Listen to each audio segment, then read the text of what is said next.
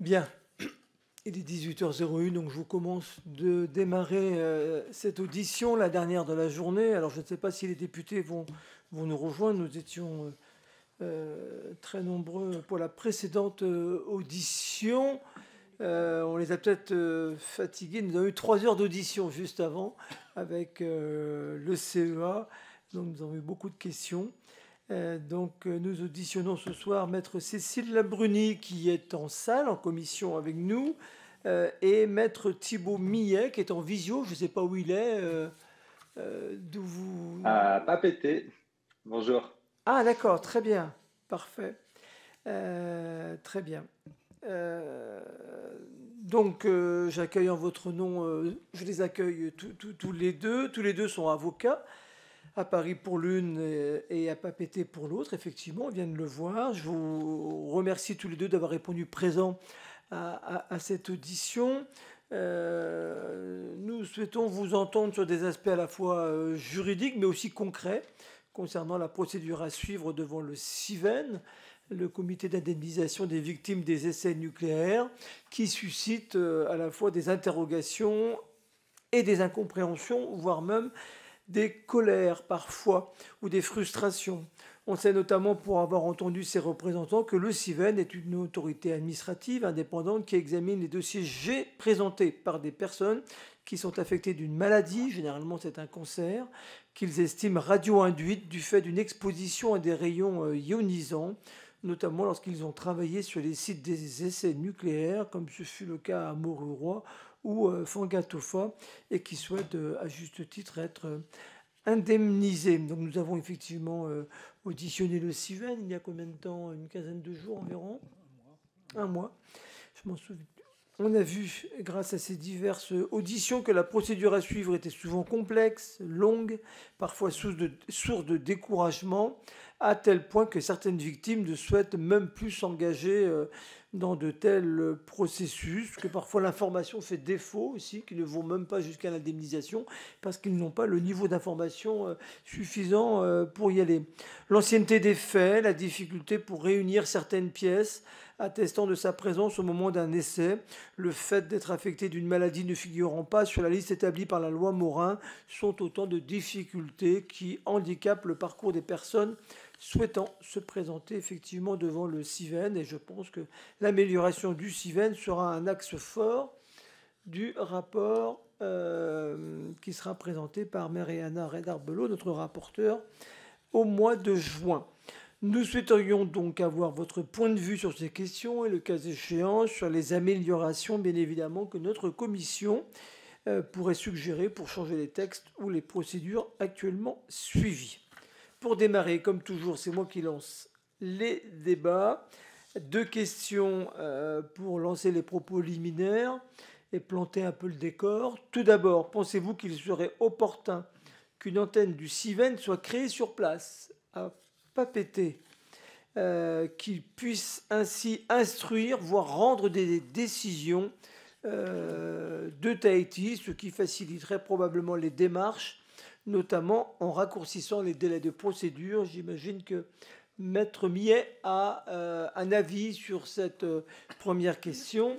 Et ensuite, deuxième question, sur la question du 1 millisievert. On a maintes fois entendu depuis nos auditions, le début de nos auditions, que ce seuil n'avait pas grande signification et qu'il s'agissait en vérité d'un seuil de gestion en quelque sorte, n'ayant finalement pas d'impact pour déterminer si une personne atteinte d'une maladie l'a été du fait ou non de son exposition à des rayons ionisants.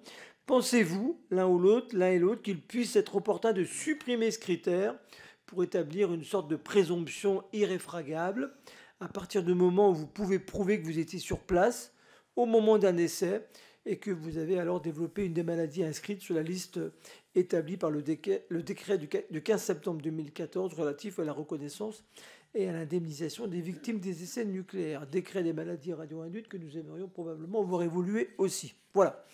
Mais avant que vous nous répondiez et que vous puissiez ensuite échanger avec nous tous, je vais vous demander de nous déclarer tout autre intérêt public ou privé de nature à influencer vos déclarations, car je vous rappelle que l'article 6 de l'ordonnance du 17 novembre 1958 relative au fonctionnement des assemblées parlementaires impose aux personnes auditionnées par une commission d'enquête de prêter serment de dire la vérité, toute la vérité et rien que la vérité. Je vais donc vous inviter chacun à lever la main droite et à dire « Je le jure ». Madame Labruni d'abord. Je le jure. Monsieur Millet. Je le jure. Voilà. Merci à tous les deux. Je vous laisse donc la parole pour un propos liminaire d'une quinzaine de minutes chacun environ. Et puis ensuite, nous vous poserons des questions. Qui veut démarrer ? Monsieur Millet ou Madame Labruni ? Je laisse la parole à ma consoeur Labruni. Vous êtes galant, c'est bien. Allez-y. Merci, cher confrère. Monsieur le Président, Madame le rapporteur, Mesdames, Messieurs les députés qui seraient présents, je vous remercie de me redonner la parole. Alors, je vous prie d'excuser par avance les itérations de mes propos, puisque j'avais participé à la séance de janvier, mais en faisant un discret hommage à mon professeur de mathématiques récemment décédé, je dirais qu'il ne faut pas frapper fort, mais longtemps, et toujours au même endroit. Et c'est un sujet sur lequel il est assez clairement approprié, puisque, comme vous le savez, probablement, nous intervenons, alors je parle au nom du cabinet Tessonnière, Topalov, Lafort, Gandreux, depuis 2003 aux côtés de l'Association des vétérans des essais nucléaires, l'AVEN, mais également aux côtés de l'association polynésienne Moroa et Tatou, qui nous avait approchés, consultés, ayant connaissance de notre expérience, en tous les cas de notre engagement aux côtés des victimes de l'amiante depuis la moitié des années 90. Je ne reviendrai pas forcément. Alors, mon propos liminaire sera très certainement bien moins long que 15 minutes. Je préfère finalement répondre aux questions. J'en ai un certain nombre qui m'ont été adressées en amont. Peut-être d'autres vont surgir au gré de nos échanges. J'ai pris le soin, contrairement aux fois précédentes, de rédiger, je dirais, des réponses aux questions pour vous permettre a posteriori justement de revenir sur l'histoire du CIVEN, et je dirais l'histoire contentieuse qui a découlé d'abord des questionnements, mais surtout des problèmes de santé des vétérans des essais nucléaires.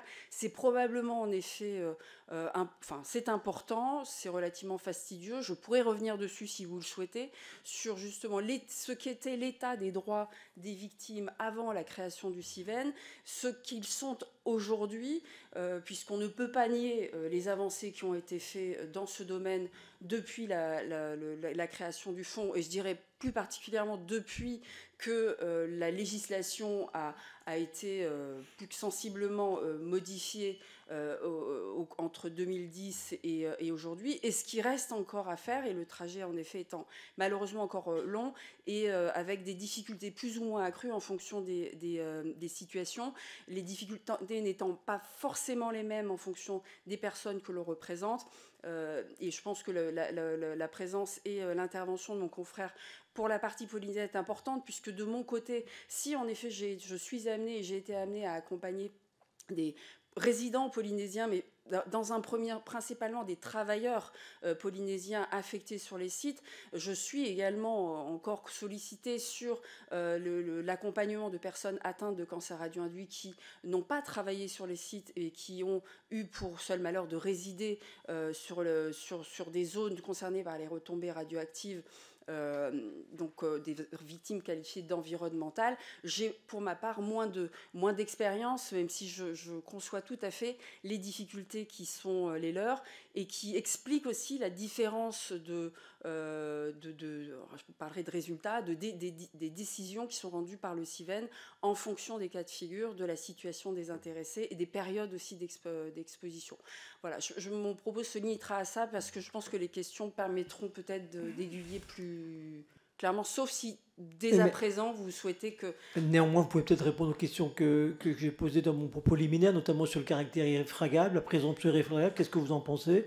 Est-ce que ce serait une avancée ?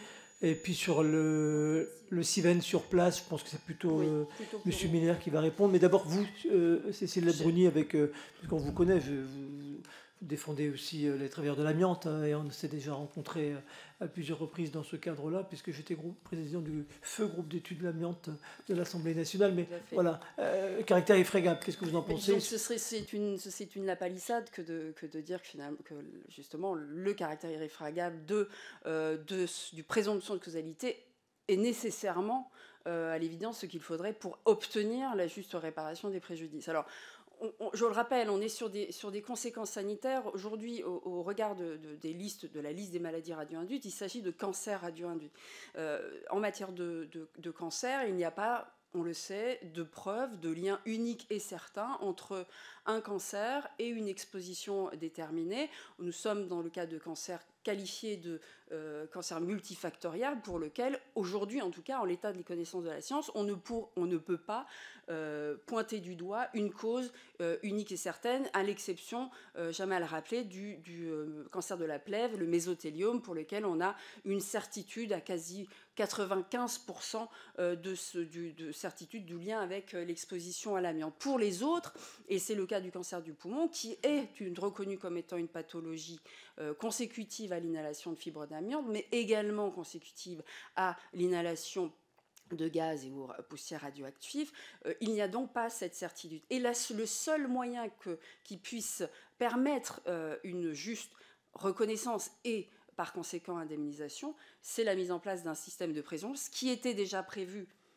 dans l'esprit du ministre de la Défense de l'époque, qui était de mettre en place un système juste et efficace pour mettre un terme à de tristes batailles judiciaires, puisque nous avions un contentieux très lourd devant les pensions militaires auparavant.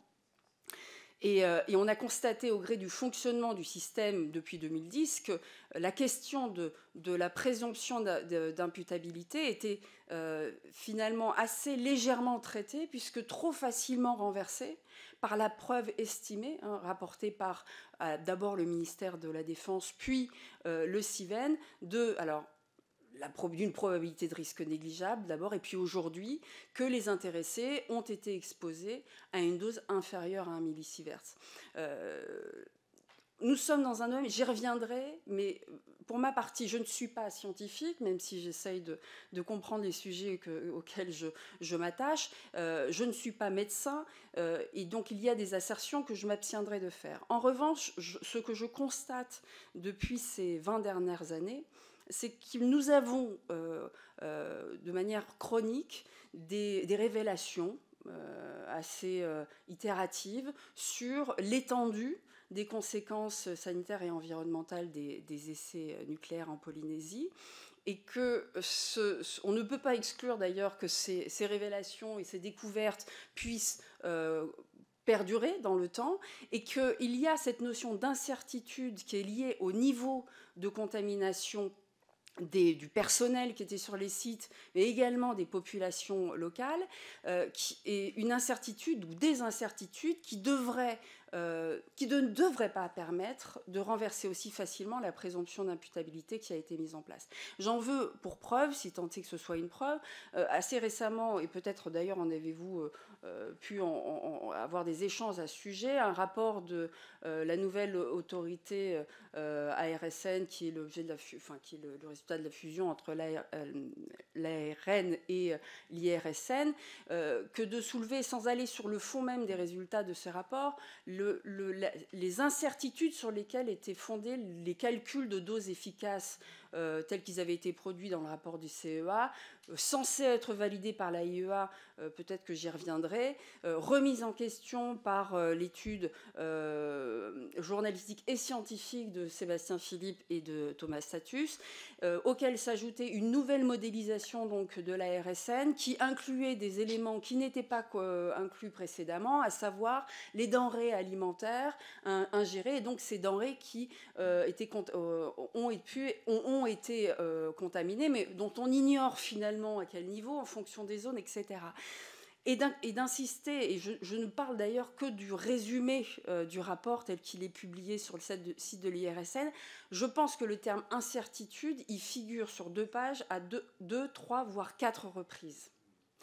À partir du moment où on estime avoir mis en place un système, je le rappelle, fondé sur une présomption de causalité, à partir du moment où l'intéressé a, quant à lui, en tous les cas, lui ou ses ayants droit, établit la preuve qu'il remplit les 3 conditions du texte. Être atteint d'une pathologie telle que visée dans la liste des pathologies radio-induites, donc un des 23 cancers radio-induits, avoir séjourné dans une zone concernée par les essais nucléaires à une période considérée comme étant une période de contamination effective, il remplit les conditions de présomption.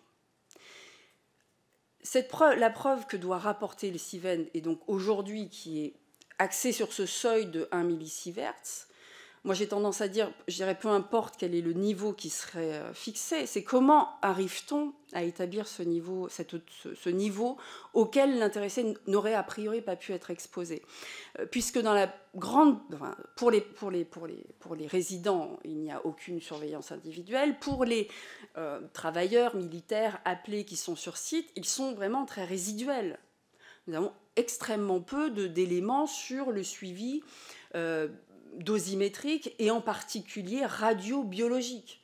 Les examens spécifiques pour mesurer la contamination interne des intéressés, l'anthropospectrogammamétrie, les analyses des selles et des analyses d'urine des 24 heures, donc des examens qui doivent être réalisés très rapidement après l'exposition. Ces examens-là, on les retrouve de manière extrêmement résiduelle. Et ce sont ces examens qui permettraient de mesurer cette dose efficace qui est le cumul entre le niveau d'exposition externe, donc l'irradiation qui est mesurée par la dosimétrie, et le niveau de contamination interne aux radioéléments, plusieurs types de radioéléments qu'on retrouve notamment dans les analyses d'urine des selles.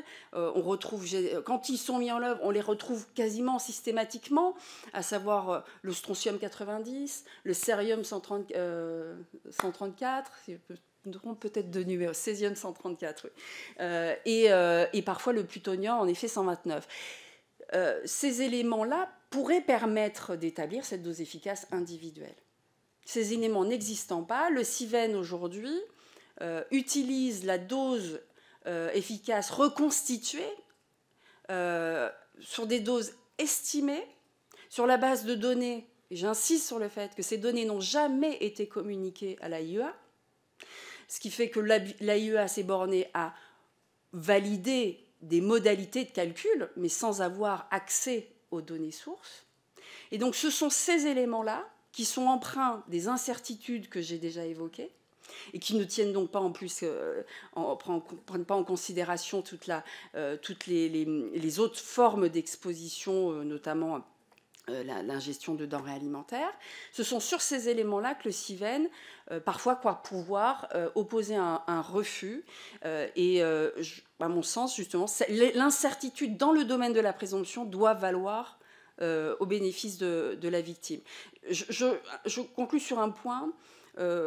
Jusqu'en 2010, donc l'année de la mise en place du système spécifique d'indemnisation, j'indiquais que la seule solution, seule voie de recours pour les personnes atteintes d'une maladie susceptible d'être radio-induite, finalement, c'était uniquement pour les militaires, puisque nous n'avons pas de solution pour les victimes dites environnementales, les militaires ou les salariés.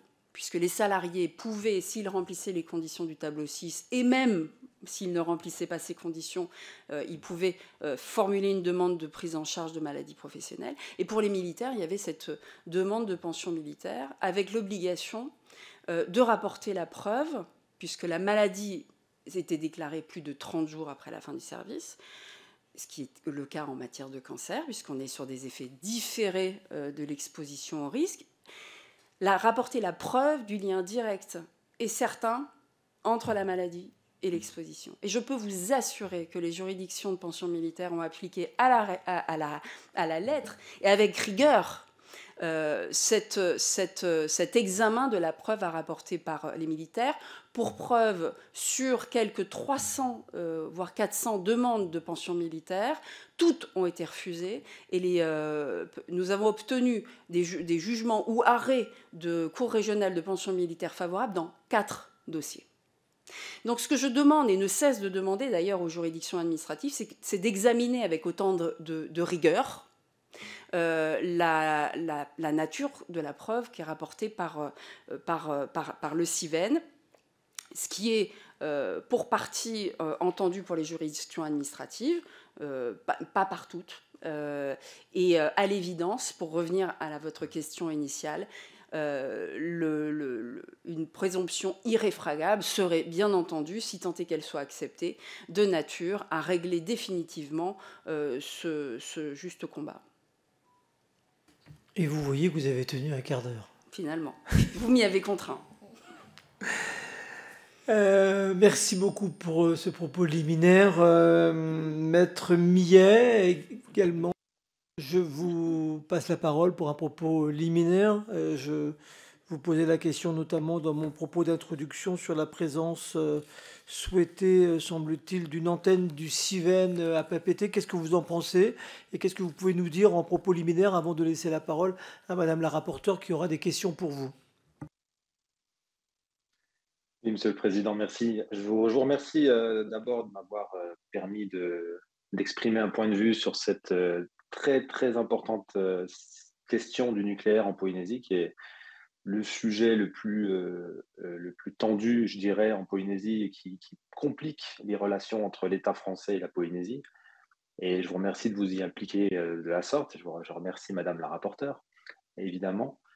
Vous savez, moi, je suis un nouveau venu sur ce sujet. Ça fait peut-être 5 ans que je m'y intéresse véritablement pour des raisons personnelles au départ, puisque c'est le père de ma femme, Alexandra Domet, son père Michel, qui était plongeur dans le lagon de Moruroa après les essais, après les explosions. Il plongeait dans le lagon et il a fini par avoir 2 cancers, un cancer de la peau et un cancer de la langue, qui n'a pas été, parce qu'il n'est pas sur la liste, ce dernier cancer, reconnu comme étant imputable aux essais nucléaires, alors qu'en réalité, il était véritablement au contact de l'eau radioactive quand il plongeait dans le lagon.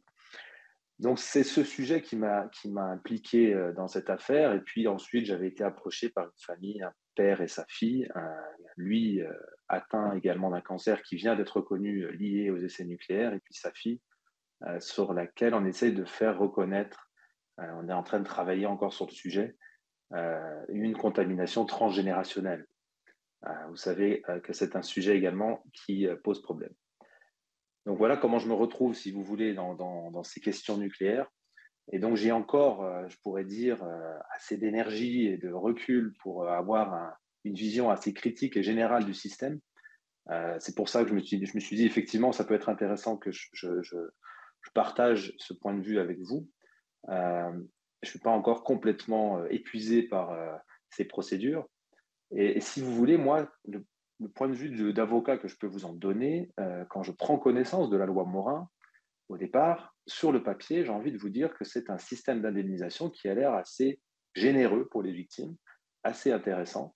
Il y a forcément des choses à redire, mais sur le papier, on se dit, bon, ben, on a finalement une qualité de victime qui est très largement admise, très, très largement admise. On a une période très longue où il suffit de démontrer une résidence finalement en Polynésie et puis d'être sur une liste de pathologies pour être indemnisé. Donc ça paraît plutôt facile et généreux. Et en réalité, on voit cette question effectivement du 1 millisievert comme la nécessité de contrôler, de filtrer un minimum qu'on peut comprendre dans la logique, dans la philosophie. Moi, je me suis dit, bon, effectivement, si, entre guillemets, ce n'est pas open bar, c'est un peu la philosophie qui est celle de cette règle. Et voyons donc dans la pratique. Si vous voulez, sur le papier, c'est pas en tout cas choquant. Là, je me confronte à la pratique depuis quelques années maintenant. Je gère une quinzaine de dossiers seulement. Hein. Je suis un petit avocat dans ce domaine. Une quinzaine de dossiers, mais qui m'ont déjà permis de voir comment fonctionnent les procédures d'indemnisation.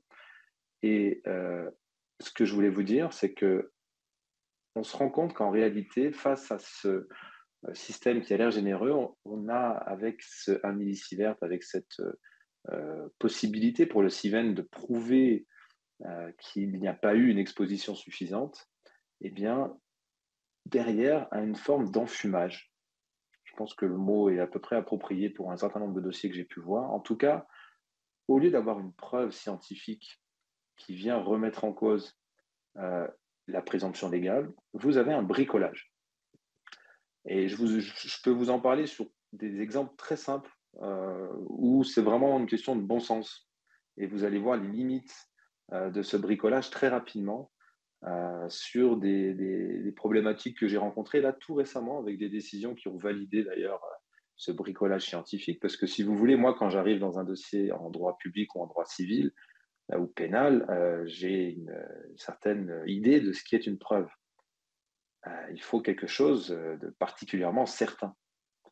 Et donc, j'ai été très surpris de voir que le CIVEN se contentait de des rapports, donc le rapport du CEA et autres, pour considérer qu'il avait une preuve de non-exposition à un millisievert. Et j'ai confronté le CIVEN, puis d'abord devant lui, mais ensuite devant le tribunal, sur ces questions d'imprécision. On en a parlé, ma consoeur Labruni vient de l'évoquer à nouveau, sur les incertitudes de ces rapports, qui sont réels. Et là, je vous donne un exemple, pour pas, et on en reparlera après dans le détail si vous voulez, mais je ne veux pas être trop long sur ce propos liminaire, mais un exemple qui me semble vraiment frappant, c'est dans les dossiers qui concernent les populations qui vivent à Tahiti, qui ont été exposées par le nuage de Centaure. Ça, vous en avez certainement beaucoup entendu parler, qui a exposé la population des îles Souvannes et de Tahiti en particulier, et puisqu'il a une population importante. Et là, et je trouve que c'est très révélateur des incertitudes et de l'insuffisance des rapports du CEA, vous avez le CIVEN qui vient reconnaître que même si sur les tableaux effectivement du CEA, pour telle population à tel moment qui réside dans telle localité, il n'y a pas eu une exposition à un millisievert, et ça il le dit clairement dans plusieurs décisions que j'ai obtenues, eh bien malgré tout, le comité considère, alors je vous dis rapidement, ça fait 2 lignes, que dans votre cas, les critères d'âge, là c'était une victime qui avait 13 ans à l'époque, de maladie, on ne précise pas laquelle, et de dose, on ne précise pas laquelle, à l'issue de l'essai Centaure, permettent d'accepter votre dossier. Donc le CIVEN lui-même reconnaît qu'avec des données qui ne permettraient pas normalement d'indemniser, eh bien finalement, on va indemniser quand même parce que, bon, il ne faut pas exagérer, on se doute bien qu'avec l'exposition qui a été celle générée par Centaure, cette victime a dû être exposée à plus que ce qui est indiqué dans le rapport. Donc si vous voulez, à partir de là, pour moi, c'est terminé. On n'a plus aucune méthodologie scientifique. On est dans une logique de bricolage complète et on est dans l'arbitraire parce que là, on a une victime de 13 ans, j'en ai une autre qui est un peu plus âgée, qui est toujours très jeune, et là, celle-là, non, elle ne passe pas. Celle-là, aux yeux du CIVEN, elle n'a pas été exposée. Mais alors, selon quelle considération? Je n'en ai aucune idée. C'est-à-dire qu'on est dans l'arbitraire le plus total. On a des motivations qui font 3 lignes. Il ne faut pas non plus trop en demander. Donc, moi, je suis absolument surpris de la manière de procéder, du peu de rigueur scientifique et juridique dont font preuve et le CIVEN et les juridictions administratives qui, très souvent, se laissent un peu impressionner par l'étiquette scientifique qui est apposée par le CIVEN sur ces argumentaires. Donc voilà un petit peu, moi, ma vision, si vous voulez, générale de la question. Donc ça répond un petit peu à votre deuxième question. Est-ce qu'il faudrait instaurer une présomption irréfragable? Je pense qu'en l'état des connaissances scientifiques, en l'état de l'absence de certitude sur les expositions des personnes, on ne peut que finir par en venir à une présomption irréfragable. C'est le système, c'est une réaction pragmatique. Alors, est-ce qu'il faut revoir le champ d'application? Est-ce qu'il faut jouer sur d'autres critères? Ça sera à vous de le dire. Mais c'est vrai que sur cette question-là, je pense que la réponse est évidente. On ne peut pas faire autrement. Sur la seconde question que vous me posiez, effectivement, c'était un des points que je voulais évoquer. On a beaucoup, effectivement, de remontées de ce genre qui nous disent que c'est très compliqué parce que le CIVEN est en France. Moi, très franchement, là aussi, j'ai été assez choqué d'apprendre que le CIVEN n'avait pas ouvert de bureau en Polynésie. Imaginez 193 explosions nucléaires en Polynésie. l'essentiel de tous les essais nucléaires qui ont été commis ici, et même pas une antenne pour accueillir les victimes, pour faciliter les démarches. On est obligé d'envoyer des recommandés. Vous savez que ça coûte cher d'envoyer des recommandés de la Polynésie à la France. Ça prend 15 jours au minimum pour arriver, idem dans l'autre sens. Donc ça complique, ça ralentit les démarches, et les associations qui n'ont pas de moyens, qui se retrouvent avec des personnes qui souvent n'en ont pas non plus, sont en difficulté uniquement, rien que pour ça déjà, rien qu'envoyer des lettres recommandées, essayer d'envoyer des dossiers. Alors quand vous mettez en plus plusieurs feuilles dans votre grosse enveloppe, ça coûte toujours plus cher. Donc moi, il me semble que c'est une évidence qu'il faut créer un bureau du CIVEN, et je pense que c'est le moindre des respects pour la population polynésienne que d'ouvrir un bureau ici. Enfin, quand il a fallu faire exploser les bombes en Polynésie, il n'y a pas eu de problème. Quand il faut ensuite indemniser, on ne peut même pas ouvrir un bureau ici. Ça me paraît complètement aberrant. Merci à tous les deux pour ces propos liminaires. Je passe la parole tout de suite à Madame la rapporteure, Mariana Red-Arbelot, pour une première série de questions et de réflexions. Ensuite, la parole aux députés, et moi-même, j'ai des questions également à vous poser. Madame la rapporteure. Merci, Monsieur le Président. Bonsoir, donc, Maître Labruni, Yorana, Maître Millet. Je vais essayer de rassembler deux questions. Vous avez donc, vous, Maître Labruni, et vous, Maître Millet, rencontré beaucoup donc de malades qui essayaient de se faire reconnaître le statut de victime. Vous les avez accompagnés. Il y a beaucoup, l'ensemble des auditions ont manifesté des dysfonctionnements dans ce cadre d'indemnisation actuel.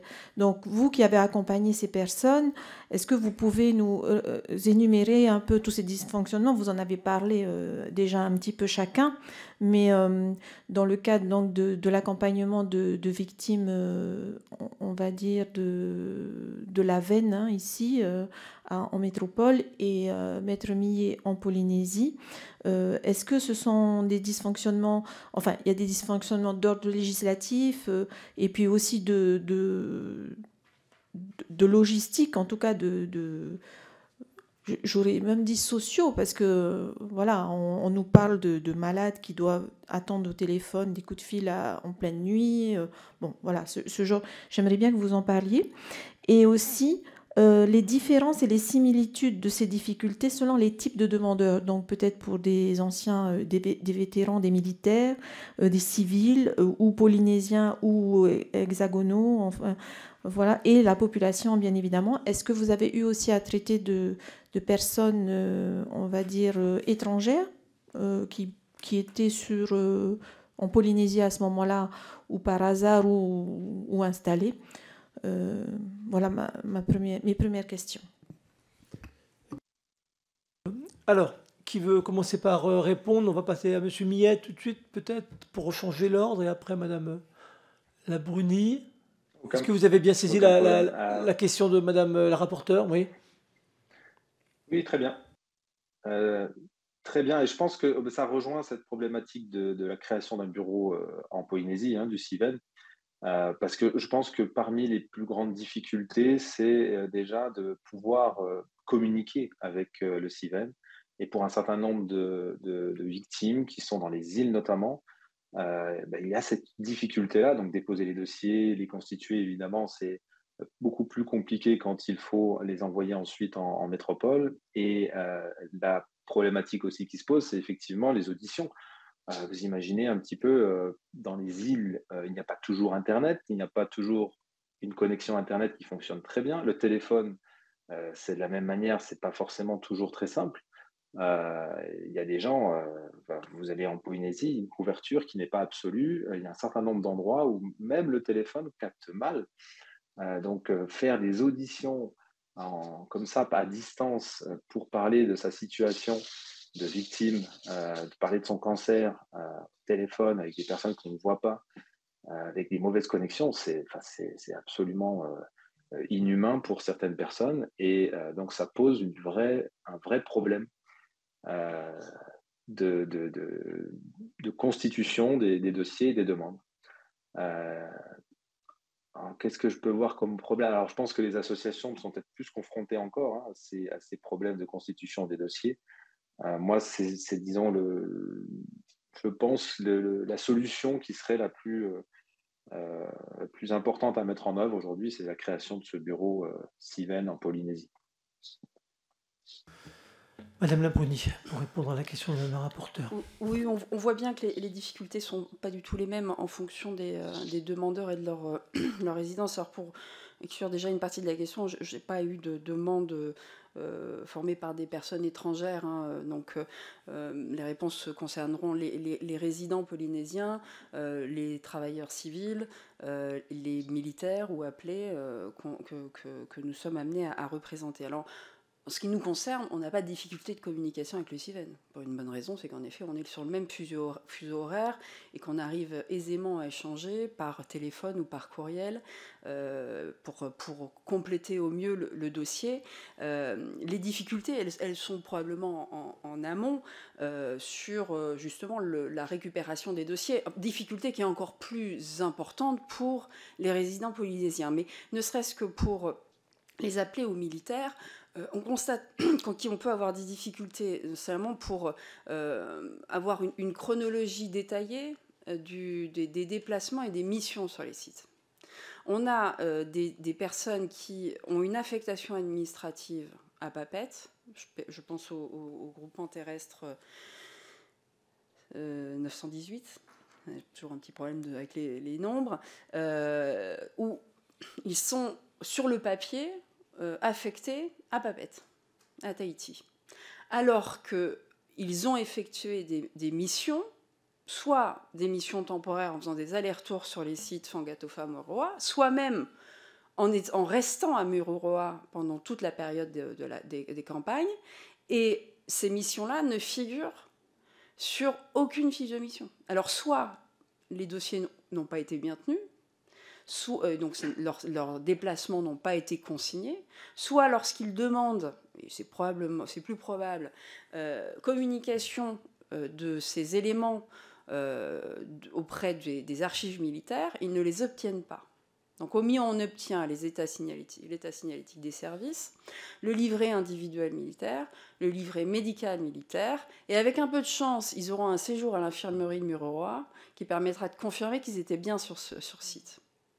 Mais tous n'ont pas eu la chance de faire un séjour à l'infirmerie. Donc on a ces difficultés, pas fréquentes, mais quand même régulières, pour retracer le séjour en Polynésie. J'ai un cas que j'ai récemment plaidé devant la Cour administrative de Paris, où la première mission en 1966 était justement au BIMAP, donc le bataillon d'infanterie de la marine à Papeete. L'intéressé a toujours soutenu, et malheureusement décédé, qu'il avait été à bord de l'aviso escorteur Proté, qui avait participé à plusieurs campagnes météorologiques pendant les tirs. Lui en aurait fait une, et il n'y a aucun élément dans son dossier qui établit qu'il a été en effet à bord du Proté à Mururoa. Voilà un des exemples.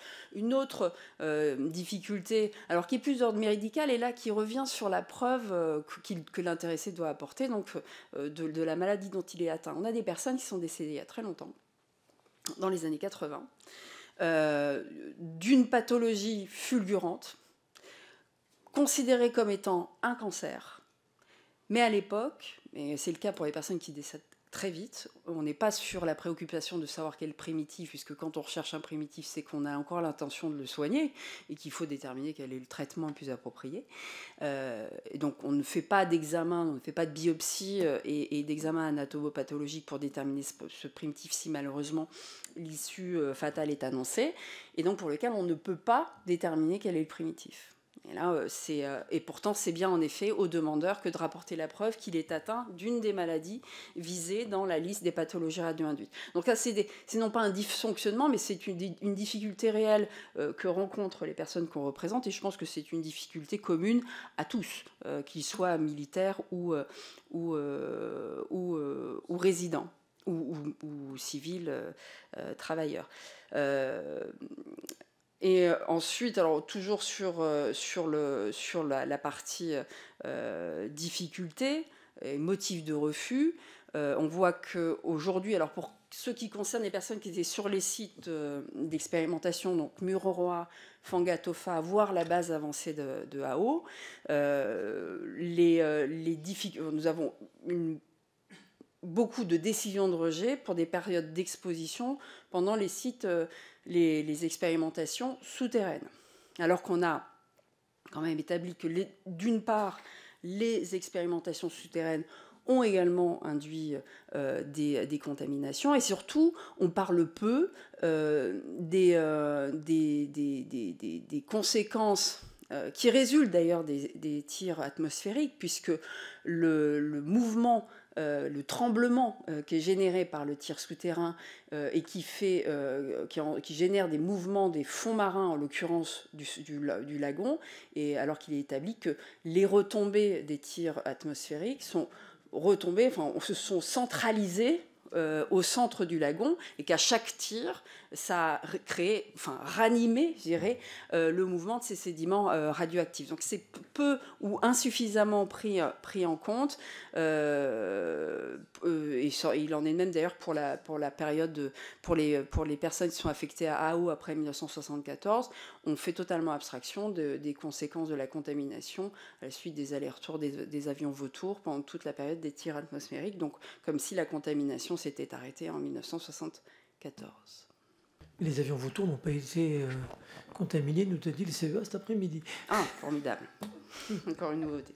Juste une question avant de laisser la parole à notre collègue Maxime Lenné, qui a une question pour vous. Vous évoquiez à l'instant la personne qui était sur le Proté, c'est ça? Donc vous avez plaidé pour qu'elle soit reconnue. Quel était le sens de la décision alors rendue au fond par la Cour administrative pour cette personne? J'ai plaidé la semaine dernière, donc je n'ai pas encore la décision, mais je connais le sens défavorable de l'avis du rapporteur public. Bon. Voilà. Et sur quelle argumentation? Principalement, à nouveau, le motif qui avait été retenu par le CIVEN en quelques mots, à savoir qu'ils ont utilisé la dose efficace pour, je cite, une personne à telle période, dose efficace qui a été, non pas mesurée d'ailleurs, il faut que je mesure mes termes, dose efficace estimée telle que repris dans le rapport CEA, validée par le rapport de l'AIEA, et pourtant les mots ont un sens et parfois un petit peu détourné. Merci. Alors Maxime Lenné, qui est député de Seine-et-Marne, a une question pour l'un ou l'autre, ou pour les deux, je ne sais pas, Maxime.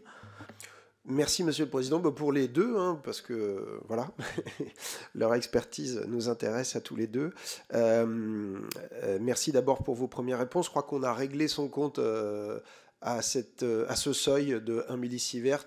Enfin, vous l'avez fait, mais dans des auditions précédentes, pas toutes, évidemment. Mais moi, je partage votre avis que, étant donné toutes les incertitudes qui entachent à la fois les mesures initiales du CEA, les formules de calcul, le fait qu'on a bien compris maintenant qu'il s'agit tout simplement d'un seuil de gestion, mais qui n'a pas de réelle portée scientifique pour dire on est forcément malade au-dessus, on est forcément pas malade en dessous, je crois qu'il faudrait vraiment enlever ce critère.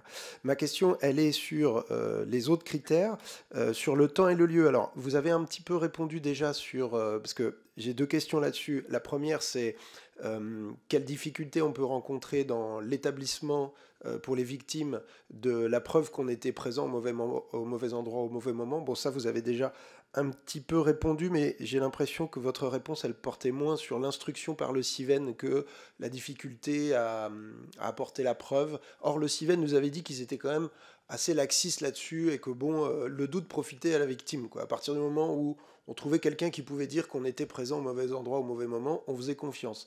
J'ai pas l'impression que ce soit tout à fait votre son de cloche. Et à part l'expérience donc sur les dossiers, quel est votre avis peut-être là aussi sur ces critères? Est-ce qu'il ne faudrait pas élargir, c'est-à-dire considérer que finalement l'ensemble de la Polynésie a été frappé, donc ça c'est sur le critère de lieu, et pas seulement quelques atolls sur 6 essais nucléaires reconnus comme ayant pu entraîner une dose efficace supérieure à 1 millisievert, et sur le temps aussi, puisque c'est M. Charéron de la CRIRAD qui nous a bien dit que les radionucléides parfois sont radioactifs pendant plusieurs dizaines, centaines, milliers d'années. Voilà. Et puis, si on m'autorise tout de suite la deuxième question, comme ça après je laisse la parole, c'est sur la liste des maladies, donc qui est à l'heure actuelle limitée à 23, si je ne dis pas de bêtises, uniquement à des cancers. Or on sait que les maladies radio-induites, ce n'est pas uniquement des cancers. On sait qu'aux États-Unis, la liste est plus large, mais on sait aussi qu'elle est plus large, mais que le fonctionnement est différent et que ce n'est pas tout ou rien, et que c'est plutôt proratisé, je vais dire. Est-ce que vous avez un avis là-dessus? Merci. Allez, on retourne à Papeete pour entendre Thibaut Millet sur ces différentes questions de Monsieur Lenné. Allez-y, si vous voulez bien démarrer, et ensuite nous laisserons la parole à Madame Labruni. Merci. Oui, effectivement, moi, j'ai été assez frappé par finalement la différence qu'il y a entre la conception de la loi qui permet finalement, sur le papier, à toutes les victimes qui étaient présentes en Polynésie, en gros de 66 à 80, ça, on est sur 30 ans, 30 ans de présence. Du moment qu'on y est et qu'on a telle ou telle maladie, on est éligible quelque part à une indemnisation. Et entre ce système-là qui paraît très large et la pratique, on se rend compte qu'en fait, comme disait ma consoeur tout à l'heure, passé 74, il ne se passe plus rien en réalité. On n'obtient plus d'indemnisation concrètement du tribunal ou du CIVEN après les essais atmosphériques. Toute la période d'essais souterrains, finalement, pour toutes les populations, alors moi, je n'ai pas finalement de dossiers de personnel civil ou militaire qui étaient sur site. J'ai des dossiers de population résidente dans les autres îles de Polynésie. Mais pour tous ces dossiers-là, aujourd'hui, on est rejeté avec toujours la même phrase. On nous indique qu'après 1975, le seuil est toujours en dessous de 1 millisievert. Et donc, pour le CIVEN et pour le tribunal, circuler, il n'y a rien à voir. Donc, on a une loi qui nous laisse entendre qu'on pourrait être indemnisé. En réalité, dans la réalité, ce n'est pas possible. Donc, il y a un vrai décalage.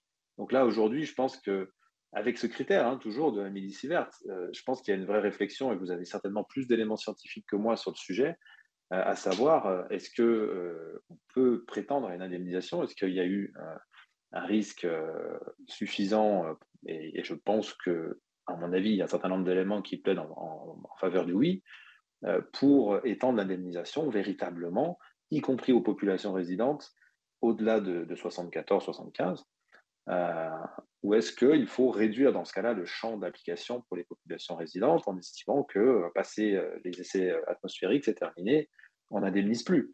Mais je pense qu'il faut en tout cas être plus clair, et il faut que la loi soit plus claire sur cette question-là, parce que là aujourd'hui, moi, quand je suis population résidente polynésienne, je suis placé dans une totale incompréhension.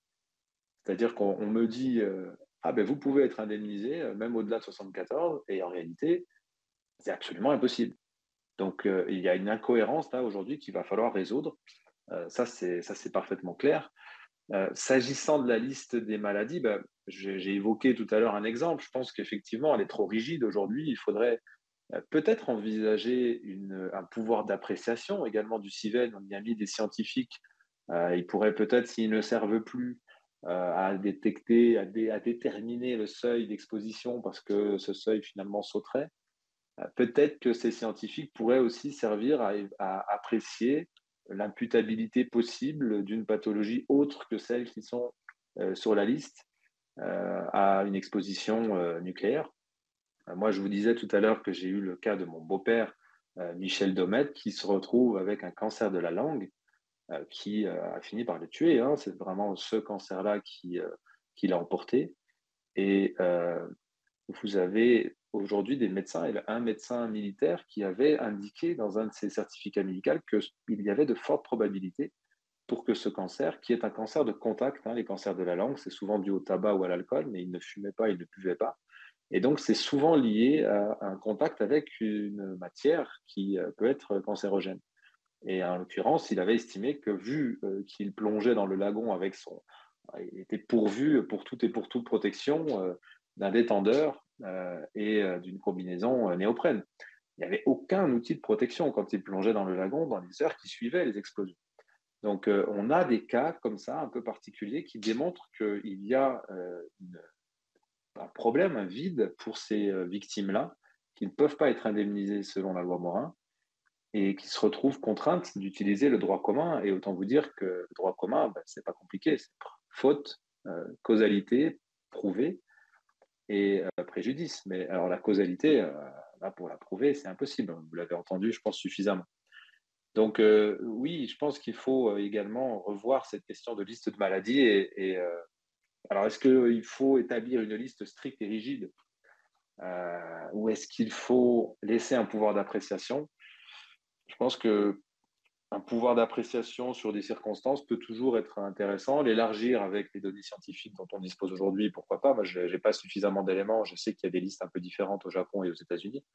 Il faut peut-être s'en inspirer. Mais en tout cas, je pense qu'il faudrait laisser un pouvoir d'appréciation pour certains cas particuliers. Merci. Madame Labrunier, est-ce que vous voulez compléter les propos de votre confrère et répondre ainsi aux interrogations de Maxime Lenné, député? Très brièvement, parce que sur la question des critères de lieu et de temps, je pense que ça a été parfaitement bien exprimé par mon confrère et je risquerais de le paraphraser en moins bien, mais en effet, il y a une sorte de schizophrénie à avoir une liste qui a été étendue au gré de l'évolution de la loi et de ne pas du tout finalement lui donner la portée dont elle avait l'ambition. Alors ceci étant, en termes d'ambition, je vais me permettre quand même une hypothèse, c'est que lorsqu'en 2010 le système a été mis en place, on a assez rapidement compris quand même qu'il y aurait des difficultés non pas de mise en œuvre, mais surtout de pratique, et ce qui s'est vérifié très rapidement, puisque pendant les 7 années qui ont suivi, il n'y a eu quasiment que des décisions de refus. Et pendant ces 7 années, il y a eu, à l'époque, les commissions de suivi se réunissaient, et donc nous avions des annonces qui ont permis l'extension de la liste des maladies induites, l'extension des zones, et pour autant, ça ne permettait pas au système de fonctionner davantage, puisque peu importe qu'on rajoute des zones ou des périodes concernées par les essais nucléaires, à partir du moment où on renverse systématiquement la présomption d'imputabilité. Donc, je pense qu'en effet, dans la constitution de la loi, il y a eu un défaut de réflexion de fond sur la pratique du fonctionnement de ce système d'indemnisation, mais qu'il faut aussi assumer aujourd'hui, puisque si on a décidé à cette époque-là qu'il fallait étendre à l'ensemble de la Polynésie française la possibilité d'obtenir réparation, c'est qu'on estimait que sur toutes ces zones et sur toutes les périodes citées, il y avait eu des risques de contamination.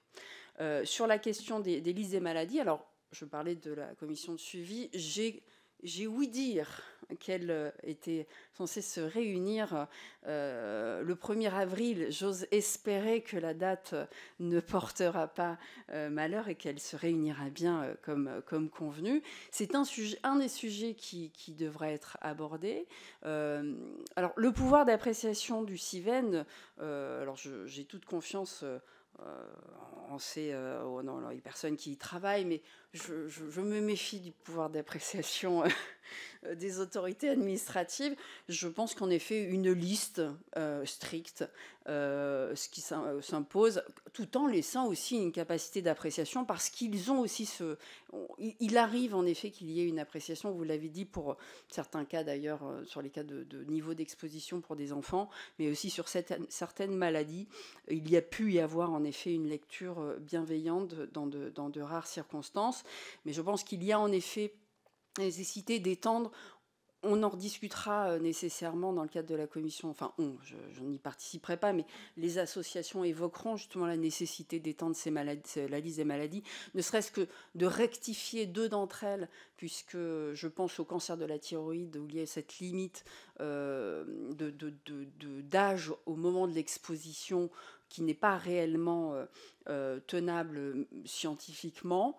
Et je pense aussi à la leucémie lymphoïde chronique qui est exclue de la liste alors que les leucémies sont les premières à avoir été rajoutées dans le tableau numéro 6 des maladies professionnelles en 1931, sans exclusion d'un type de leucémie particulier, ce qui ne manque pas d'ailleurs de surprendre des médecins experts qui ont pu être consultés dans le cadre de l'indemnisation de victimes qui étaient porteurs des 2 leucémies. C'est-à-dire qu'il y avait à la fois eu une leucémie myéloïde aiguë, mais également une leucémie lymphoïde chronique, et qui ne comprenaient pas pourquoi ils ne devaient pas tenir compte des préjudices issus de son type de leucémie.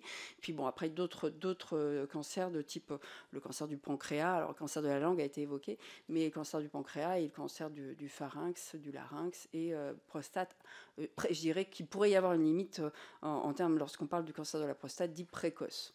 Mais à nouveau, je pense que ce sont des sujets qui seront abordés très prochainement. Merci. Madame la rapporteure a d'autres questions. Mariana, allez-y. Merci, Monsieur le Président. Alors, en fait, cette question, c'est plus pour Maître Labruni, puisque dans votre précédente audition, vous aviez parlé dans le cadre donc, de l'indemnisation des victimes de l'amiante, notamment de victimes par ricochet. Donc, j'aimerais que vous développiez ce sujet pour que les députés de la commission saisissent bien ce manque finalement qu'il y a dans la loi pour l'indemnisation des victimes des essais nucléaires. Merci. Vous savez à quel point, en effet, c'est un sujet qui me tient à cœur, parce qu'à force d'avoir accompagné, je parlerai souvent au féminin parce que j'accompagne souvent des veuves, parce que ce sont souvent de leur époux qui étaient militaires ou appelés sur les sites d'expérimentation, et que le fait de les assister pendant les réunions d'expertise, ça signifie qu'on était au stade justement de la reconnaissance avait été acquise, soit parce que le CIVEN avait admis que le droit à réparation, soit parce qu'un tribunal ou une cour administrative d'appel avait enjoint le CIVEN d'indemniser, mais la question du symbole et de la reconnaissance du statut de victime était acquis. Et on se retrouve avec un médecin expert qui doit reprendre la chronologie de l'histoire médicale en vue d'évaluer les préjudices selon le barème, la nomenclature d'ailleurs d'un TIAC, et qui souvent finit l'entretien en disant « mais parlons, je ne comprends pas parce que dans la mission, il ne m'est pas demandé de parler de vos préjudices à vous, madame, ou à vous, enfant. Parlez-moi pour vous aussi, les incidences que ça a pu avoir pour vous. Et je suis obligée, alors que je suis le conseil et que je dois avoir un accompagnement bienveillant et constructif, je suis obligée d'arrêter le médecin expert pour lui dire « Je suis navrée, mais ce point, en effet, la question ne vous est pas posée par le CIVEN, qui ne peut pas vous poser la question, parce que la loi n'a pas prévu que soient indemnisés les préjudices des proches qui sont directement en lien avec la maladie et le décès de la victime. » Et c'est un contresens pour les médecins qui ont l'habitude de travailler sur les questions de dommages corporels et de préjudices directs, de préjudices indirects, donc pour les proches. C'est aussi, je pense, un contresens pour les magistrats des tribunaux administratifs, et je dirais même les magistrats qui président ou ont présidé le CIVEN, s'ils ont été, je ne sais pas, interrogés sur ce point, parce que ce sont des questions qui leur sont familières, parce qu'en effet, on sait que la maladie et le décès d'un proche entraînent également des conséquences dans la vie de ceux qui en ont fait partie, le conjoint, les enfants, les parents parfois, les petits-enfants. Et donc on a dans notre langage, on en sert dans le préjudice moral, mais c'est le préjudice d'accompagnement de fin de vie, c'est le préjudice d'affection, c'est le bouleversement dans les conditions d'existence, ce sont les préjudices matériels également, le fait pour une veuve de ne pas pouvoir entretenir son foyer et de devoir déménager. C'est le préjudice économique, c'est le préjudice scolaire pour de jeunes enfants. Et en effet, nous avons plusieurs exemples avec des histoires différentes. Il y a des personnes qui ont perdu leur époux âgé au terme de 50 ans de vie commune. Il y a des personnes qui ont perdu leur époux à 33 ans avec un fils de 7 ans, qui n'avaient pas d'activité salariée à ce moment-là, qui ont dû reconstruire une vie qui a été brisée. Ce sont des préjudices dont on ne parle pas. Ce sont des personnes qui restent silencieuses sur leur propre souffrance. Ce sont des personnes qui ont porté pendant des années le combat de leur conjoint, qui n'ont pas pensé à eux, à elles à ce moment-là. Elles n'ont pensé qu'à porter l'histoire de celui qui n'est plus, à tenter de convaincre l'administration, les ministères que cette maladie était la conséquence d'une exposition qui n'aurait pas dû avoir lieu. Ils ont obtenu cette reconnaissance et aujourd'hui, on ne parle pas d'elle. Alors, je l'avais déjà indiqué, donc la loi Anne Morin, en effet, ne le prévoit pas, et c'est sciemment, pour un motif que j'ignore, qui pourrait être budgétaire. Et lorsque les députés, plusieurs députés et sénateurs ont interpellé le ministre des Armées sur ce défaut de réparation réellement intégrale, puisque la réparation intégrale, c'est aussi la réparation des préjudices des proches, le secrétaire d'État aux armées a répondu, en effet, la loi ne le prévoit pas, mais rien n'empêche les proches d'engager une action de droit commun sur le fondement de la responsabilité de l'État, mais encore faudra-t-il qu'il rapporte la preuve du lien direct et certain entre la maladie qui a entraîné le décès et l'exposition au rayonnement ionisant dû aux essais nucléaires français. Et on revient exactement à la situation antérieure à 2010, où on les obligeait à rapporter cette preuve. Donc il y a déjà un manque de considération flagrant pour ses proches. Et puis j'ajouterais que nous avons donc en effet engagé des procédures en responsabilité contre l'État depuis 2-3 ans. Je crois qu'il y a actuellement une centaine de recours en cours de contentieux. Nous avons malheureusement, je dirais, reçu déjà 30 jugements défavorables, majoritairement non pas sur le fondement du lien de causalité, mais sur la question de la prescription, puisque en droit commun, la prescription est quadriennale, et que les juridictions administratives estiment que le point de départ de cette prescription de 4 ans court à compter du jour où l'un des ayants droit a saisi le Civen d'une demande d'indemnisation. Et quand on sait que les demandes d'indemnisation ont été dans un premier temps systématiquement refusées et qu'on a eu des contentieux devant le tribunal administratif, il faut 4 ans pour avoir une audience devant le tribunal administratif de Rennes, 5 ans devant le tribunal administratif de Toulon. Ensuite, nous avons été devant la cour administrative d'appel, puis le Conseil d'État. Et puis, il y a eu la loi EROM. Donc, nous sommes retournés au Civen. Nous avons à nouveau eu un refus qui a été contesté devant le tribunal administratif, puis devant la cour d'appel. Donc, à l'évidence, oui, au regard des prescriptions de droit commun, si on prend comme point de départ de la prescription la saisine du Civen, ces dossiers sont prescrits. Et je pense qu'il n'y a d'autre solution que d'intervenir, parce que je dois malheureusement rappeler que le temps passe pour tous, en particulier pour celles et ceux qui ont perdu leur conjoint et qui ne comprennent pas comment on a pu reconnaître le lien de causalité, donc le lien entre la maladie, le décès et l'exposition, pour ouvrir droit au symbole déjà et à la réparation des préjudices subis par le défunt, mais pas pour leur préjudice à elles. Et il y a en effet à ce moment-là un comparatif assez aisé, des similitudes avec le système d'indemnisation pour les victimes de l'amiante. À l'évidence, ce sont deux systèmes qui ont été mis en place pour répondre à une catastrophe sanitaire d'ampleur. 2 systèmes qui ont été mis en place pour des maladies, qui sont des conséquences différées de l'exposition.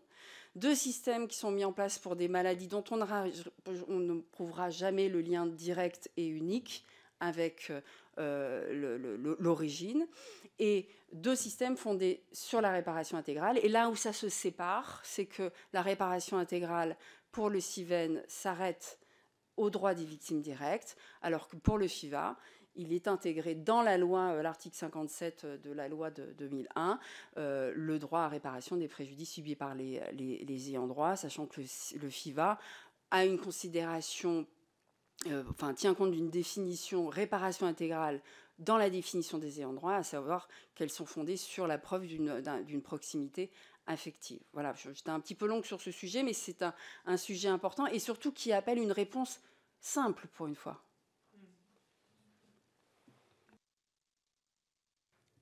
Merci. Une question pour ma part pour Thibaut Millet. Je sors du dispositif d'indemnisation. Je voulais vous poser une question peut-être plus personnelle et en lien avec nos auditions, puisque vous avez fait allusion, Monsieur Millet, aux 2 cancers dont votre beau-père a souffert et dont il est malheureusement parti. Comment réagissez-vous alors au livre du docteur Baird, si vous l'avez lu, et que nous avons auditionné il y a une quinzaine de jours, au livre du docteur Baird, mais aussi aux études de l'IRSN, qui, du strict point de vue scientifique, estime, et le docteur Baird nous l'a redit ici même il y a 2 ou 3 semaines, qu'il n'y a pas de lien entre les cancers apparus en Polynésie et l'éventuelle exposition à des rayons ionisants. Voilà, on en est encore là, en tous les cas, en 2025. Vous voyez, dans le cadre de notre audition, nous avons, de notre commission d'enquête, nous avons aussi ces témoignages lors de nos auditions. Est-ce que M. Millet veut réagir d'abord et peut-être aussi Mme Labruni sur ce point? Merci. Écoutez, je dois vous avouer que je n'ai pas lu son livre au docteur Baird. Du coup, je pensais le lire, mais vu les conclusions que vous m'en donnez, je ne sais pas si véritablement j'ai très envie de le lire, pour être honnête. Écoutez, vous savez, moi, je suis toujours très humble face à des situations qui mêlent le droit à des données scientifiques, mais je pense qu'il faut garder un minimum de bon sens. Et là, en l'occurrence, pour le dossier qui concerne mon beau-père, on a des avis médicaux qui tous convergent vers un lien, puisqu'on a véritablement une situation d'exposition particulière et donc et pas d'autres facteurs visibles. Donc c'est vrai qu'on a quand même de fortes présomptions. Maintenant, venir nous dire qu'il n'y aurait aucun lien, enfin, je sais pas, c'est une forme de, je sais pas s'il faut appeler ça comme ça, mais c'est une négation de la réalité, du risque. Qu'il n'y ait pas de preuve absolue, ça on peut l'entendre, puisqu'on a bien compris qu'on ne pouvait pas prouver l'origine d'un cancer et que c'est souvent multifactoriel. Mais exclure de manière affirmative, comme si justement on pouvait exclure une cause alors qu'on ne peut même pas en déterminer une, je trouve que là, ça pose un vrai problème de rigueur scientifique. Je le dis encore une fois en toute humilité, en me basant simplement sur du bon sens. Donc, oui, beaucoup de mal avec ça. Pardon.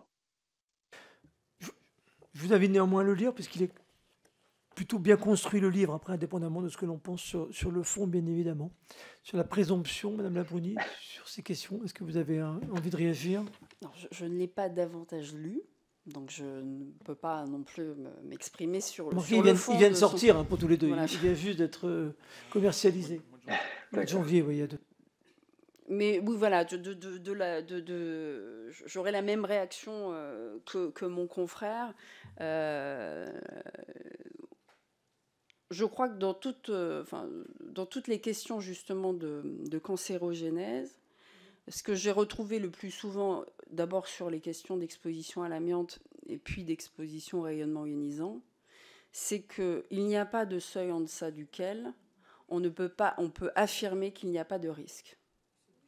Donc, je n'ai jamais, pour ma part, affirmé qu'une pathologie était en lien avec telle cause. En revanche, j'attends de la même rigueur de l'autre côté, peut-être exprimé d'ailleurs différemment de la part du docteur Baird, mais si en effet la conclusion est qu'aucun cancer de personnes ayant résidant en Polynésie ne peut être la conséquence d'une exposition au rayonnement ionisant, je pense en effet que le manque de rigueur scientifique évoqué je suis un peu dépitée en effet par cette affirmation. Merci. J'avais une autre question. Alors, je ne sais pas si vous pourrez y répondre l'un ou l'autre. On a parlé tout à l'heure de la présomption irréfragable. Donc, versus indemnisation avec des critères. Avez-vous une idée, l'un et l'autre, du nombre de personnes que ça pourrait potentiellement concerner? Et est-ce que ce n'est pas justement un frein, le nombre de personnes à la prise de décision d'être... on a connu ça avec la Marine nationale, par exemple, hein, qui dit, mais voilà, qui a fait pour l'amiante, j'entends, qui a fait les comptes, qui a fait tourner les calculettes en disant que si toutes les personnes qui étaient à un moment exposées à l'amiante, tous ceux qui étaient dans les bateaux, tout le monde était exposé à l'amiante, demandait une indemnisation, cela pouvait... voilà. C'est pour ça qu'à un moment, d'ailleurs, ils ont arrêté de donner de dispenser, de délivrer des attestations d'exposition, parce qu'ils se rendaient compte que... Bon, voilà. Mais voilà, est-ce que je vous pose la question aussi à Madame la rapporteure, combien de personnes potentiellement ça pourrait... concerné si aujourd'hui encore, si on passait aujourd'hui à une présomption irréfragable. Alors, qui peut me répondre? Alors, juste rapidement pour l'instant, les chiffres donc de la CPS qui donnent le nombre de malades d'une des 23 maladies sur le décret, d'une ou de plusieurs, puisque Maître Millet nous donnait l'exemple déjà de 2 maladies. Moi, je connais un plongeur d'ailleurs aussi qui avait 5 cancers, dont 2 sur la liste. Donc voilà, c'est au nombre, ça se chiffre à près de 13 000 personnes. Voilà. Maître Millet, vous avez une idée, non? Je dirais, oui, je crois que j'avais effectivement vu ces chiffres et je pense que pour relativiser ce risque de voir 13 000 dossiers ouverts, je n'ai pas d'expérience dans la question de l'amiante, mais je pense que ma consoeur Cécile Labruni pourra vous répondre là-dessus. Mais je pense qu'il faut quand même, et là, l'expérience du CIVEN le montre, on a une loi qui, en apparence, comme je vous l'indiquais, était très, très ouverte, et pour autant, il n'y a pas eu un déferlement de demandes d'indemnisation. On voit bien qu'il y a énormément de personnes qui, finalement, ne font pas cette démarche. C'est malheureux, mais c'est une réalité, et je pense que c'est une réalité assez constante dans ce genre de procédure. Donc, tout le monde ne va pas déposer de dossier, évidemment, et donc on va être en dessous de ce seuil de 13 000 personnes. Oui, à l'évidence, alors j'ai pas en effet les sites, mais dont on a toujours indiqué qu'il y avait entre 90 000 et 100 000 appelés, peut-être militaires compris, pour toutes les périodes des expérimentations, donc en incluant le Sahara. Ça faisait partie du fait des débats lors des discussions relatifs au projet de loi, qui était cette vague de demandes qui allait être portée devant le CIVEN. Et pour autant, alors je crois qu'à l'époque, le président Jean-Luc Sens avait dit, mais si on arrive à 5000 demandes, je pense que ce sera beaucoup. Et nous sommes donc à 14 ans d'exercice de la loi, alors en tenant compte des premières années relativement inefficaces, mais qui ont été celles aussi au cours de laquelle il y a eu beaucoup de demandes. Alors probablement davantage venant d'appelés ou de militaires.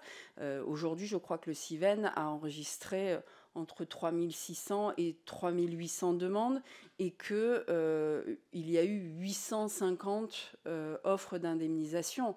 Donc on est très loin de la vague annoncée.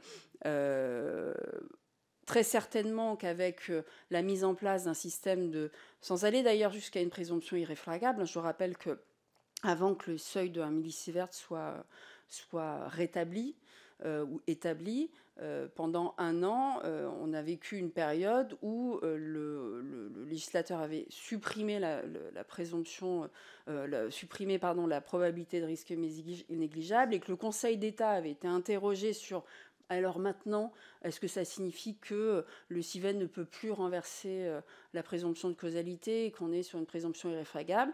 Bon, et le Conseil d'État de répliquer non, ce n'est pas une présomption irréfragable, mais car le CIVEN conserve la possibilité de renverser la présomption s'il établit que la maladie est liée exclusivement à une cause étrangère. Je suis d'accord qu'on est très près de la présomption irréfragable, mais ça signifie qu'il reste encore une toute petite voie pour établir le contraire. Donc, en tout cas, sur la question budgétaire, puisqu'elle importe nécessairement, d'abord, on est loin en termes de conséquences, de personnes concernées, des conséquences de l'exposition à l'amiante.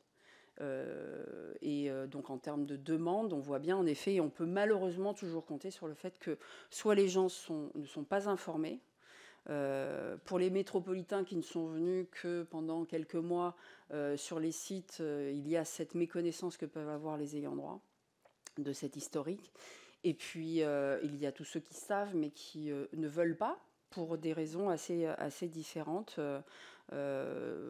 tenant à soit aux difficultés, soit pour des raisons qui leur appartiennent.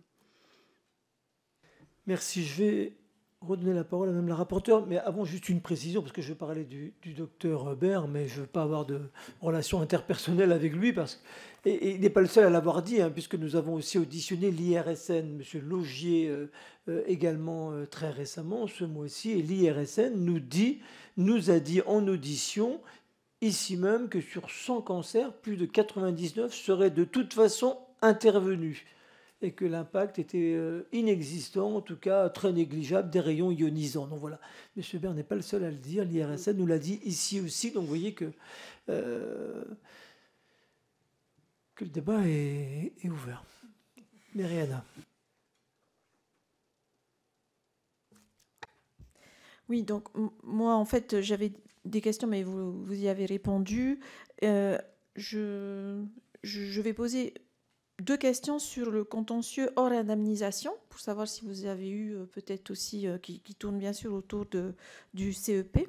Notamment, est-ce qu'il y a eu des contentieux concernant les propriétaires fonciers, les ayants droit expropriés des sites de tir? Est-ce qu'il y a eu des contentieux concernant la gestion environnementale des sites et les installations à Hao, Maître Millet, vous me dites si ça existait. Et donc, est-ce que aussi vous pouvez nous apporter un éclairage sur d'éventuels contentieux en matière environnementale dans d'autres pays ayant accueilli ou réalisé des essais nucléaires? Qu'est-ce qui pourrait éclairer la situation en Polynésie et inspirer un changement du cadre législatif français? Alors, qui veut démarrer? Je vais laisser mon confrère. Alors, voilà. Monsieur Millet, Madame Labruni vous donne la parole. Merci, cher consoeur. Oui, Madame la rapporteure, effectivement, je crois savoir qu'il y a eu du contentieux foncier. Moi, je ne traite pas du tout d'affaires foncières. C'est un domaine très particulier en Polynésie où il y a carrément un tribunal foncier avec toute une technique derrière. Et c'est des dossiers que je ne traite pas, mais j'en ai entendu parler. On m'avait déjà sollicité sur un contentieux de ce type. Donc, je pense qu'il y a effectivement quelques affaires en cours ou à lancer sur ce sujet-là. Sur le côté environnemental, écoutez, on est en train de travailler, nous, notre cabinet en ce moment, sur plusieurs actions environnementales et l'une d'entre elles pourrait inclure les conséquences des essais nucléaires.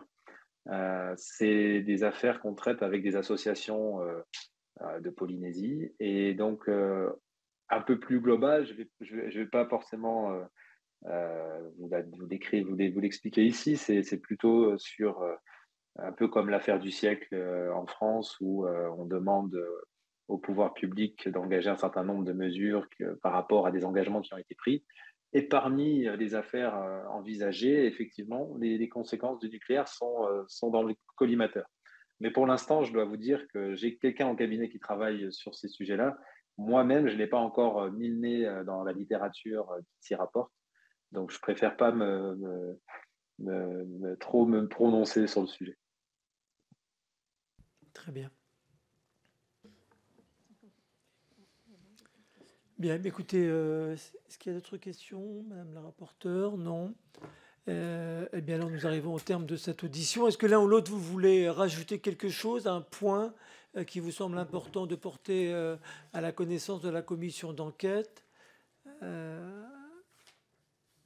Maître Millet?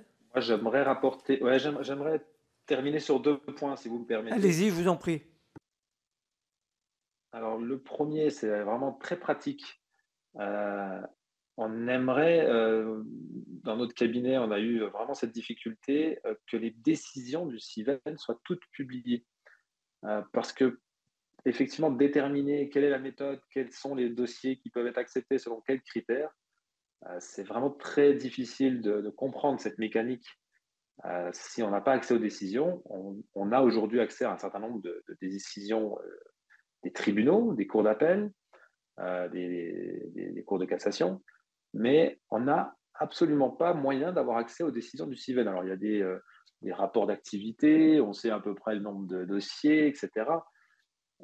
Mais les publier sur un site comme Légifrance, qui pourrait être sur le site du CIVEN pour le coup, en les anonymisant évidemment, je pense que ça pourrait aider à bien comprendre la mécanique pour les victimes, pour les différents avocats et même pour les juges ensuite, parce qu'il y a sûrement quelques incohérences à lever ou au contraire quelques cohérences à trouver.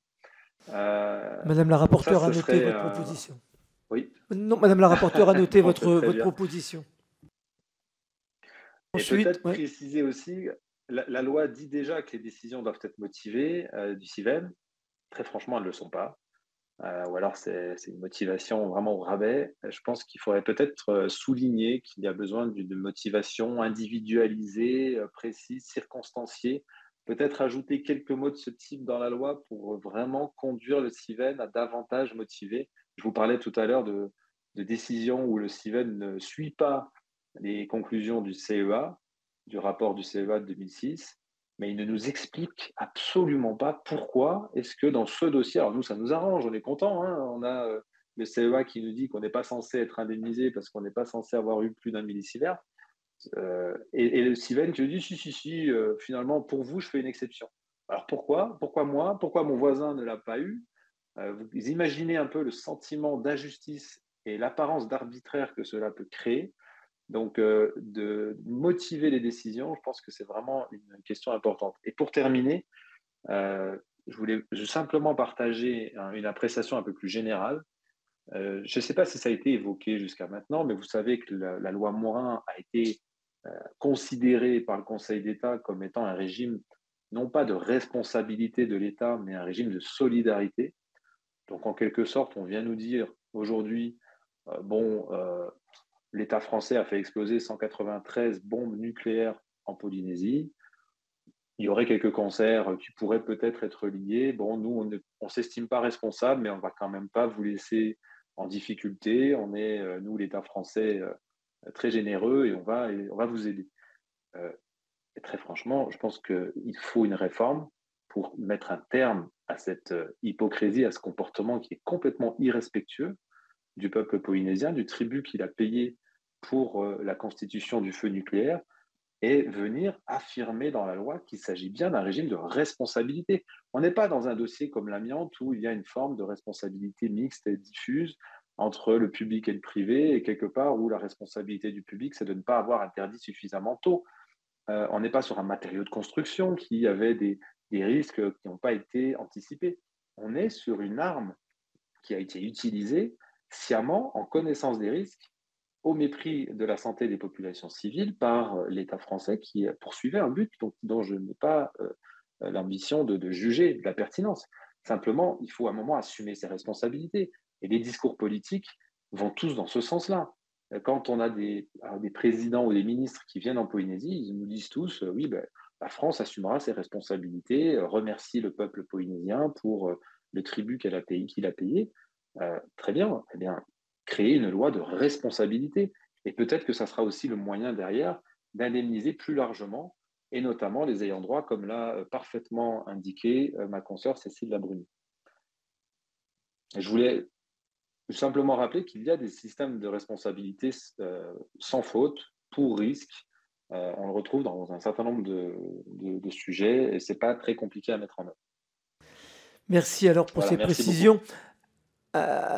avec juste une précision quand même, nous, une commission d'enquête parlementaire débouche sur un rapport, hein, ne débouche pas tout de suite sur le changement de la loi. Ça, nous l'espérons avec Madame la rapporteure que ça peut venir dans un deuxième temps. Mais dans un premier temps, effectivement, c'est quand même important de faire des propositions et je pense que Madame la rapporteure, qui va rédiger son rapport, qui va commencer à le rédiger, a bien noté vos propositions. Madame Labruni, est-ce que vous voulez également nous faire partager un mot de conclusion? Bon, très brièvement, mais j'entends bien en effet, et je vois toutes les vertus aussi d'avoir mis en place et d'avoir insisté pour que reprennent les travaux de cette commission d'enquête avec toutes les incertitudes à nouveau tenantes au suivi ou non des recommandations de Madame le rapporteur public. Je perçois et nous vivons au quotidien, en tous les cas dans les conséquences juridiques, cette dichotomie qu'il peut y avoir entre la parole du politique et celle qui a été portée, qui a porté les grandes évolutions sur ces questions de reconnaissance des conséquences sanitaires des essais, notamment en mettant en place en 2010 la loi Morin, mais également assez régulièrement au gré des déplacements de nos présidents successifs sur les annonces portant à la fois sur la reconnaissance des conséquences sanitaires, mais aussi une forme de responsabilité qu'on ne retrouve pas en effet dans la loi. Mais au-delà de ça, je le rappelais, il y a quand même une urgence qui est liée au temps qui passe et pour les personnes, c'est-à-dire qu'autant nous, en tant que conseil, on a encore une carrière, j'espère, relativement longue, mais qui n'a pas de sens pour les personnes que nous accompagnons, donc qui attendent des réponses. Et une dernière chose, mais pour justement mettre en lumière un certain dysfonctionnement et puis des incohérences. De toute façon, on le voit, toutes les personnes qui ont obtenu une indemnisation ou une reconnaissance ne l'ont pas eu sur le même fondement. Donc il y a déjà de toute façon une différence de traitement qu'on ne pourra pas effacer. Mais j'ai retrouvé récemment, on indiquait les premières décisions, rares décisions favorables qui avaient été rendues par le ministère de la Défense à l'époque, avant que le CIVEN devienne autorité administrative indépendante. Nous sommes en 2012 et entre 2010 et 2017, il y a eu, je crois, 20 décisions favorables. En 2012, j'ai retrouvé ces décisions favorables qui portent sur des personnes qui vivent qui sont des résidents polynésiens, qui ne sont pas des travailleurs polynésiens. Ce sont des décisions favorables qui concernent des personnes qui sont nées au Gambier. Et on sait en effet la particularité des Gambiers dans l'histoire des tirs aériens, ou à Papeete. Notamment une personne qui est née en 1968 à Papeete.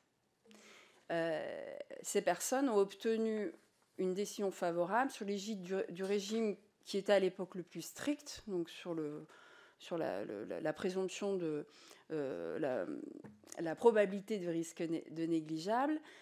Ça fait partie des rares personnes qui ont obtenu une décision favorable. À l'époque, le CIVEN retenait de manière tout aussi arbitraire de 0,2 millisieverts par campagne, non pas par campagne, par mois de campagne. Ces personnes aujourd'hui auraient fait une demande d'indemnisation sur le fondement de la loi telle qu'elle s'applique aujourd'hui. Je suis prête à parier que le CIVEN aurait opposé une décision de refus au motif qu'elles ont été exposées à une dose inférieure à 1 millisieverts. Partant de là, il n'y a plus de logique. C'est-à-dire que le système actuel est censé être plus souple et plus favorable que celui qui a été mis en place en 2010. Et je pense que dans l'appréciation qui est faite des dossiers, on voit qu'il y a en effet un fondement qui est qualifié, et je pense que c'est un terme assez juste, de bricolage de la part du CIVEN pour opposer, pour entendre inverser la présomption d'imputabilité. Voilà, merci pour votre écoute. Merci à tous les deux, chers collègues, merci. C'est la fin de cette audition. Nous nous retrouvons mercredi prochain pour une après-midi d'audition, 2 auditions. Et après, il en sera terminé. Ensuite, déplacement en Polynésie. Ensuite, une semaine d'interruption et nous nous retrouvons dans 15 jours. Donc, mercredi prochain, 15h30. Bonne soirée à tous, merci. Mais au revoir. Non, bonne journée alors, Monsieur Millet. Merci beaucoup. Merci et bonne soirée, Madame Labruni.